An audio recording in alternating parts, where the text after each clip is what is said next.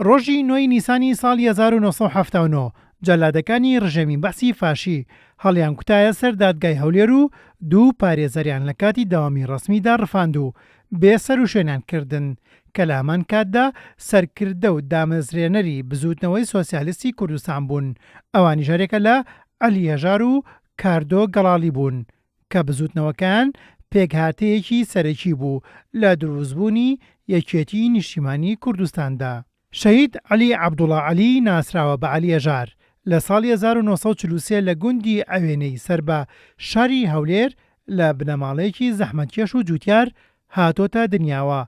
ساڵی 1962 پەیمانگای مامۆسایانی هەولێری تەواو کرد و ساڵی 1976 کۆلیژی یاسای لە زانکۆی موستەنسڕیای بەغداد تەواو کرد.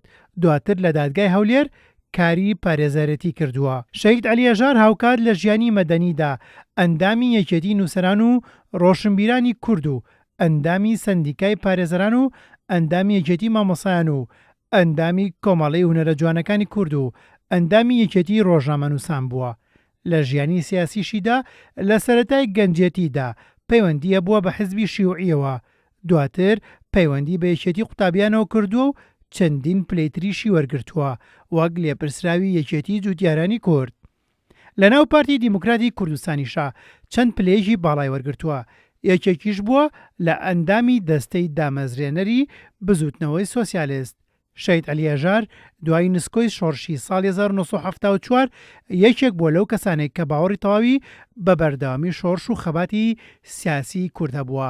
ساڵی 1975 کاتێک کە گۆڕەبانی سیاسی کورد چۆڵ بوو ژمارەیەک لە کادر و شۆڕژگێڕی ئەو کات کەوتنە جموجۆڵ و بڕیاریاندا درێژە بە شۆڕش و ئەرچی بەرەنگاری بگرنە ئەستۆ و درێژە بە خەبات بدەن.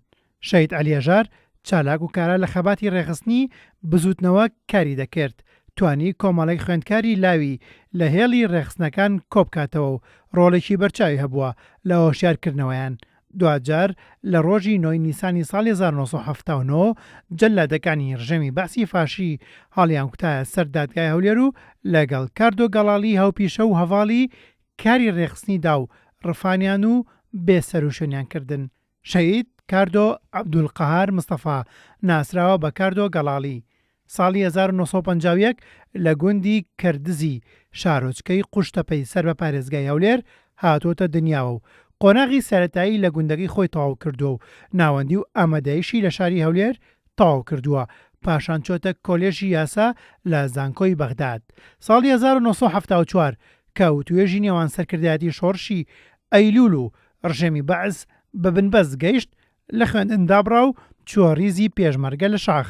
لە نووسکۆی شۆڕشیش لە ساڵی 1975 گەڕایەوە شار و چووە هەمان کۆلێژ و درێژەی بە خوێندندا و لە ساڵی 1970دا سەرکەوتوانە یاسای تەواو کرد و وەک پارێزەرێک نووسینگەی لە شاری هەولێر کردەوە.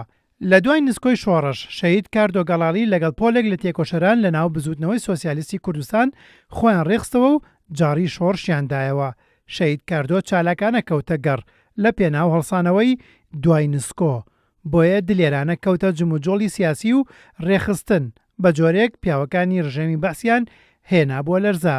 شەهید کاردۆ لە دوای نسکۆی شۆڕش و لە کاتی دامەزراندنی بزوتنەوەی سۆسیالیستی هاوشانی هەڤاڵەکانی بێ ئەندازە لە جموجۆڵی سیاسی و چالاکی ڕێکخراوەیی و پەیوەندی نێوان شاخ و شار بووە. هەروە جگە لە خەباتی سیاسی خاوەنی گەلێک نووسین بووە لە هونەر و وێژەی کوردیدا، لە کۆڕی زانیاری کوردیدا کاری کردووە. لە ڕۆژی 9 نیسانی ساڵی 1970 لە کاتێکدا لەگەڵ شەهید عەلی هێژار سەرگەرمی ئیش و کاری پارێزەری بوون لەلایەن ئەمن و ئستیخباراتی ئەو کاتی ڕژێمی بەعس لە ناو دادگای هەولێر فرێنران و بێسەر و شوێنکران.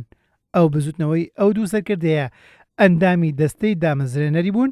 لە ساڵی 1975 لە ئەنجامی زنجیرەیەک کۆبوونەوەی بەشێک لە کادر و سەرکردەکان و شۆڕشی ئەیلول سەری هەڵدا کە لە دوای هەرەسی ساڵی 1975 پەنایان بردووە بەر ئێران.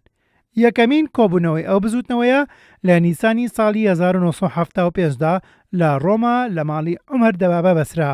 بەشداربوانی پێکهاتبوون لە تێکۆشەرانی وەک ئیبراهیم ئەحمەد، عەلی هێژار، کاردۆ گەڵاڵی، عەلی عەسکەری، دکتۆر خالید سەعید، جەمال ئاغا، ڕەسوول مامەند، مەلا ناسیح، عمەر دەبابە، عەبدوڕەحمان گۆمەشینی، ملازم تایر عەلی، والی بەک سەلیم ئاغۆک و کەمال محەدین.